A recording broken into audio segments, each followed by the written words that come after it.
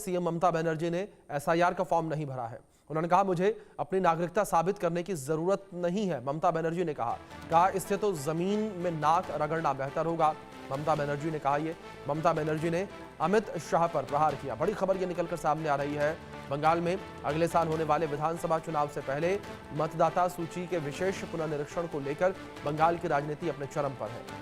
इसी बीच मुख्यमंत्री ममता बनर्जी ने बड़ा बयान देते हुए कहा कि उन्होंने अब तक एसआईआर फॉर्म नहीं भरा है। उन्होंने कहा कि उन्हें अपनी नागरिकता साबित करने की जरूरत नहीं है और ऐसा करना अपमानजनक है। ममता बनर्जी ने कहा कि मैंने अभी तक फॉर्म फिलअप नहीं किया है, क्यों करूं? मैं 3 बार की केंद्रीय मंत्री रही हूं, 7 बार सांसद रही हूं और आपके आशीर्वाद से 3 बार मुख्यमंत्री बनी हूं। अब मुझे प्रमाणित करना होगा कि मैं नागरिक हूं या नहीं। इससे तो जमीन पर नाक रगड़ना बेहतर है। ममता ने गुरुवार को कृष्णनगर की रैली में कहा कि शाह की आंखों में दहशत है। उनकी एक आंख में आपको दुर्योधन तो दूसरी आंख में दुशासन दिखाई देगा।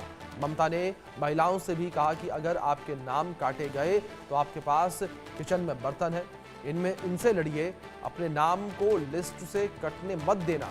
महिलाएं आगे आकर लड़ेंगी, पुरुष इनके पीछे रहेंगे।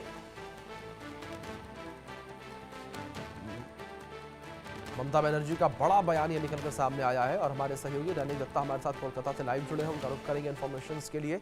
रैनिक, जिस तरीके से अगर ममता बनर्जी के इस बयान को लेकर बात करें, बड़ा बयान उन्होंने दिया और महिलाओं को लड़ाई लड़ने की बात कही, लेकिन दूसरी ओर जिस तरीके से उन्होंने एसआईआर फॉर्म नहीं भरा, वो भी अपने आप में एक बड़ी खबर। हाँ, एकदम देखिए, ममता बनर्जी की तरफ से इसके पहले भी एसआईआर को लेकर विरोध जताया गया था और अभी एकदम ममता बनर्जी की तरफ से एसआईआर फॉर्म भरने पर भी नाराजगी जो है वो देखने को मिल रहा है, क्योंकि ममता बनर्जी का कहना है कि ममता बनर्जी 3 बार केंद्रीय मंत्री बन चुके हैं, 3 बार का सीएम बन चुके हैं, 7 बार का एमपी बन चुके हैं, मगर अभी भी क्यों उनको फॉर्म भरना पड़ेगा। मगर जी। दूसरी तरफ अगर देखा जाए तो ममता बनर्जी की तरफ से सिर्फ एसआईआर का विरोध नहीं, एसआईआर का विरोध के साथ साथ ही केंद्रीय गृह मंत्री अमित शाह के खिलाफ में आवाज बुलंद करते हुए भी नजर आया है। एकदम केंद्रीय मंत्री अमित शाह को एकदम टारगेट करते हुए उन्होंने दुर्योधन और दुशासन दोनों के साथ कंपेयर किया है। दूसरी तरफ ममता बनर्जी की तरफ से पश्चिम बंगाल का जो महिला है उनको भी एसआईआर के खिलाफ में प्रोटेस्ट में उतरने का आह्वान किया है। ममता बनर्जी का कहना है कि जो महिला है वो लोग विरोध में शामिल हो, वो सिर्फ शामिल नहीं, जो हथियार उठाने का बात भी ममता बनर्जी की तरफ से किया गया है। जी। और दूसरी तरफ अगर देखा जाए तो महिलाओं को सामने रखते हुए पुरुष पीछे रहेंगे और प्रोटेस्ट किया जाएगा, एसआईआर का विरोध किया जाएगा, ऐसा ममता बनर्जी की तरफ से ऐलान किया गया है। यानी ममता बनर्जी इसके पहले भी एसआईआर को लेकर साफ किए थे कि किसी का नाम बाद नहीं होने देंगे और अभी ममता बनर्जी की तरफ से कहा जा रहा है कि खुद का नाम खुद को बचाना पड़ेगा और महिलाओं को रास्ते में उतरने का आह्वान भी ममता बनर्जी की तरफ से किया जा रहा है। यानी एसआईआर का जो विरोध ममता बनर्जी पहले दिन से करते हुए नजर आ रहा है और अभी भी ममता बनर्जी की तरफ से वही विरोध जो है वो जताया जा रहा है। ममता बनर्जी की तरफ से भी फॉर्म फिलअप में भी नाराजगी जो है वो देखने को मिला है, क्योंकि ममता बनर्जी के पास जब फॉर्म दिया गया था उस टाइम में भी ममता बनर्जी की तरफ से कहा गया था कि सबका अगर फॉर्म मिल जाए, किसी का अगर नाम ना कट जाए, उसके बाद मैं खुद का फॉर्म जो है वो भरूंगा। मगर दूसरी तरफ ममता बनर्जी की तरफ से अभी कहा जा रहा है कि वो फॉर्म नहीं भरे हैं और ममता बनर्जी का ये कहना है कि मुझे केंद्रीय मंत्री होने के नाते, सीएम होने के नाते उनको नागरिकत्व परिचय देना जरूरत नहीं है, ऐसा ममता बनर्जी का कहना है। यानी एसआईआर को लेकर जो विरोध ममता बनर्जी की तरफ से इसके पहले भी किया गया था, वैसा विरोध फिर से एक बार ममता बनर्जी की तरफ से देखने को मिल रहा है।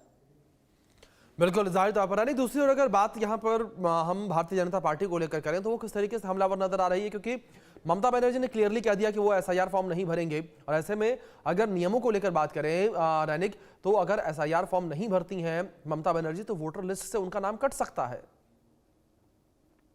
देखिए, ममता बनर्जी पश्चिम बंगाल का मुख्यमंत्री है और मुख्यमंत्री होने के नाते वो खुद ये जो नागरिकता जो जो अगर देखा जाए एसआईआर का जो प्रोसेस या वोटर लिस्ट का जो प्रोसेस है उसमें उनका एक एलिजिबिलिटी रहता है।